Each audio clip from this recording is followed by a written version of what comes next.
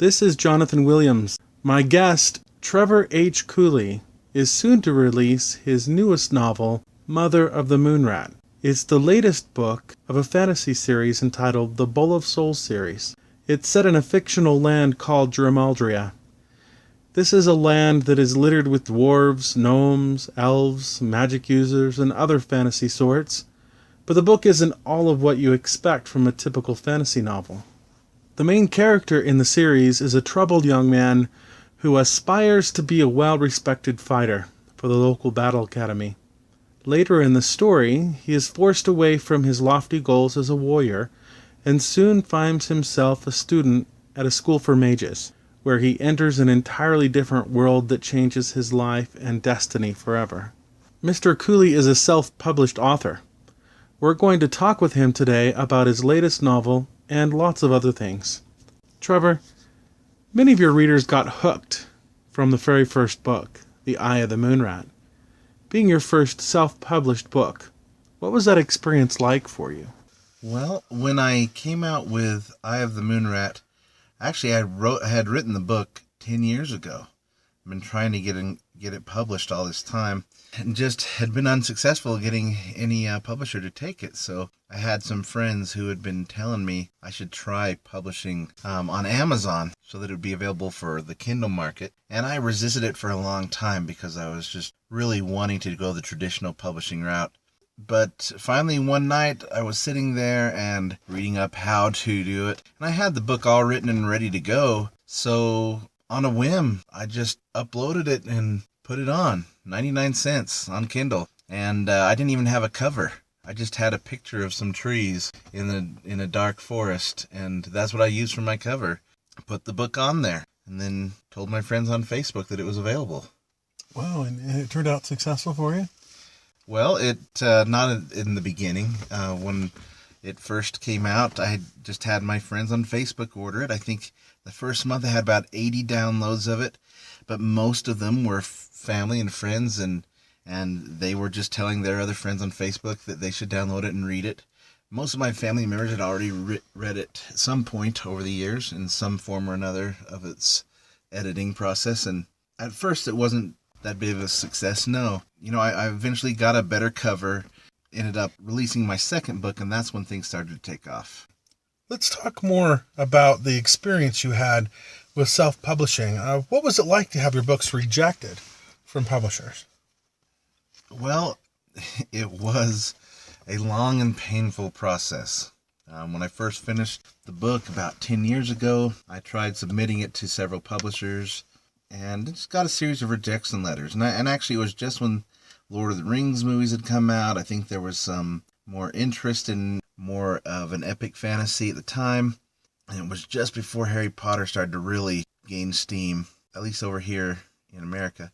So, people, there was some more interest, but nothing ever went anywhere. And then over the years, I would do rewrites and send it off to publishers and editors and agents trying to find somebody. And I probably had about 80 form rejection letters just saying we're not interested at this time. There was some tough times there. There was years that would go by where I didn't feel like writing anything.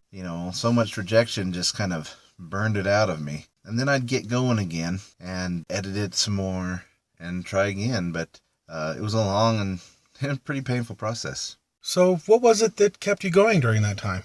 Well, I always had my family members that had read the books, and they wanted to know what happened. And I wanted to finish it. I knew, what was going to happen in the stories. I've been thinking about it as long as I can remember. But, I would just get to a certain point where maybe I would show it to somebody new, and they were really enthusiastic about it, and it would get me excited again. And then I would write some more and try submitting it again. It was just kind of an ongoing process, but that's all I ever wanted to do, really. And so eventually I'd get over, my issues with it and keep going. So tell me, when did you really know that you wanted to become a writer? Oh gosh, I must have been second grade. That's when I really started to read and really loved to read. Just after that, I started to identify with that. That's what I wanted. I wanted to be the one writing the stories that other people read. And hope that they would be able to enjoy the stories I came up with as much as I enjoyed reading.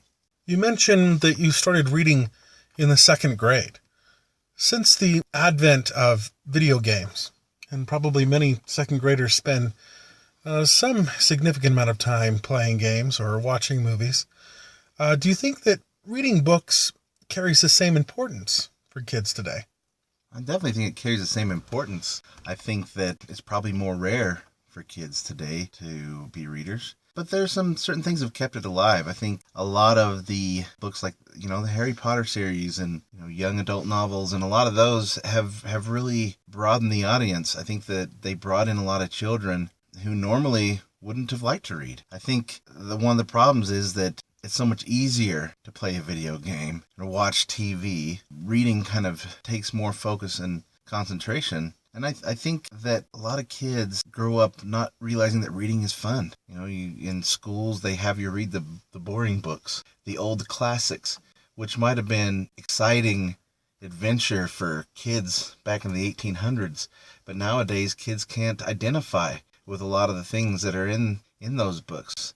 As much as, I think a lot of us have grown to love the books that we had to read in school, I think that today having a kid a young kid read To Kill a Mockingbird, they're not going to really identify with it because of the language and the way that it's done.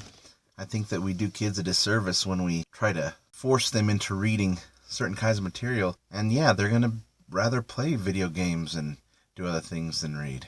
I've heard that your children have also read your books. As an author or parent, how do you decide what is or isn't appropriate to write about? Well, my novels aren't built for children. I don't write them with children in mind. I write more of my own sensibilities. I know that, every once in a while a thought will come to my mind of something that I might put in there, and then I change my mind because I'm like, I don't think it's necessary. And, I want my books to be available for a broad range of readership. I think that the language in my books and any cursing and stuff is pretty mild in comparison to, what most kids are around these days. I think that, I don't really have any mature sexual subject matter in my books. I definitely do not shy away from violence, and there's some gory fighting scenes in there. So I guess the answer to your question is, it does come to mind. There are things that I have taken out because they were too dark, but it was mostly not because I was trying to make it so that it was more appropriate for my children or for someone's age group, but more because I didn't enjoy the thought of reading it as a reader and thought, well, let's alter this a bit and make it so it's more along my own sensibilities, Was the Bowl of Souls series based on any of your real life experiences, maybe as a child or growing up? Well, I don't know that there was a specific moments that are based off of childhood. I think some of the characters are characters that I came up with when I was young, when I was a teenager. Some of the concepts that have evolved as I grew older. I think some of the names are even names I came up with when I was much younger.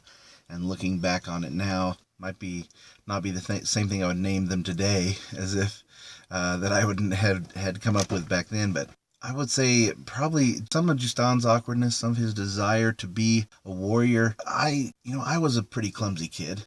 I wasn't a jock by any means. And I always looked at those kids that could do great things physically that I couldn't do. When I was more a little bit more clumsy. I could see things and know what I should do. I think strategically and stuff, we were playing soccer or whatever game at school, I could strategically know where I was supposed to be at what time and what I should do, but my body would not do what I wanted. So I guess in that sense, Justan as a young person, is a lot like me, except, I never really aspired to be a warrior, or anything like that.